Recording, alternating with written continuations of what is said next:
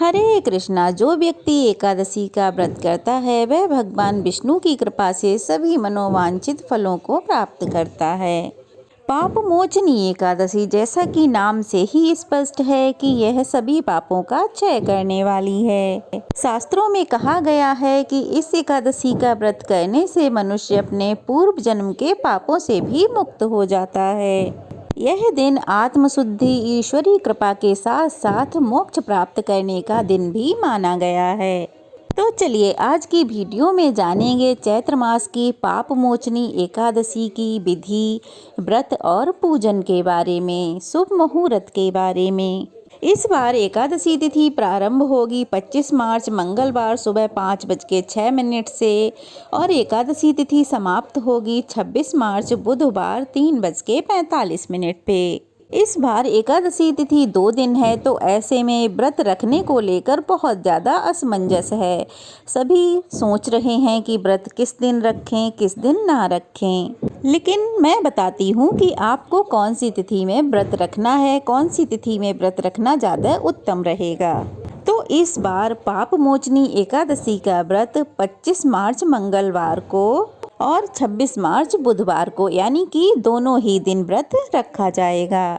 25 मार्च मंगलवार को सारा दिन एकादशी तिथि रहेगी, लेकिन सूर्योदय से पहले तक दशमी तिथि भी रहेगी। तो दशमी तिथि के साथ एकादशी का संयोग होता है, तो जो वैष्णव जन हैं वो इस उपवास को इस दिन नहीं रखते। तो ऐसे में वैष्णव एकादशी का व्रत रखेंगे 26 मार्च बुधवार को। तो व्रत दोनों ही तिथियों में रखा जा सकता है, मन में बिल्कुल भी डाउट ना रखें। व्रत आप किसी भी दिन रख सकते हैं। द्वादशी तिथि प्रारंभ होगी 26 मार्च बुधवार 3:46 से और द्वादशी तिथि समाप्त होगी 27 मार्च गुरुवार 1:42 पर, यानी कि ये मध्य रात्रि का ही समय होगा। तो ये महाद्वादशी होगी, क्योंकि यह सुबह सूर्योदय से पहले से लेकर रात तक द्वादशी तिथि रहेगी। तो ऐसे में बहुत से भक्त एकादशी के साथ द्वादशी का भी व्रत रखते हैं, क्योंकि ऐसा संयोग बहुत कम देखने को मिलता है। और इस बार एकादशी का व्रत सर्वार्थ सिद्धि योग में रखा जाएगा, जो कि बहुत ही शुभ होता है। तो ऐसे में शिव योग 25 मार्च को रहेगा दोपहर तक और बाद में सिद्धि योग प्रारंभ हो जाएगा।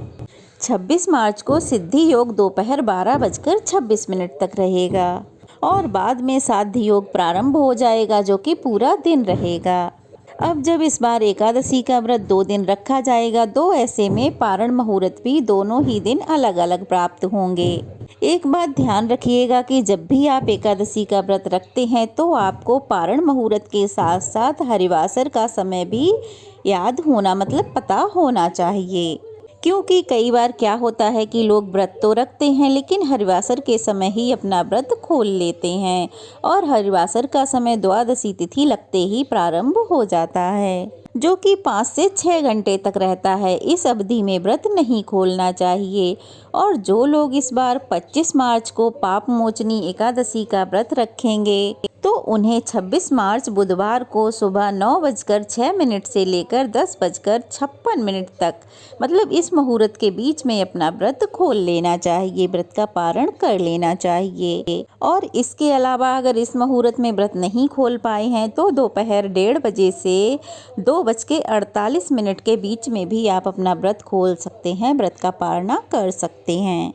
और जो वैष्णव एकादशी यानी कि 26 मार्च को व्रत रखेंगे तो उनके व्रत खोलने का मुहूर्त क्या रहेगा, 27 मार्च गुरुवार को सुबह 6:28 से 6:40 के बीच में उन्हें अपने व्रत का पारणा करना है, व्रत खोलना है।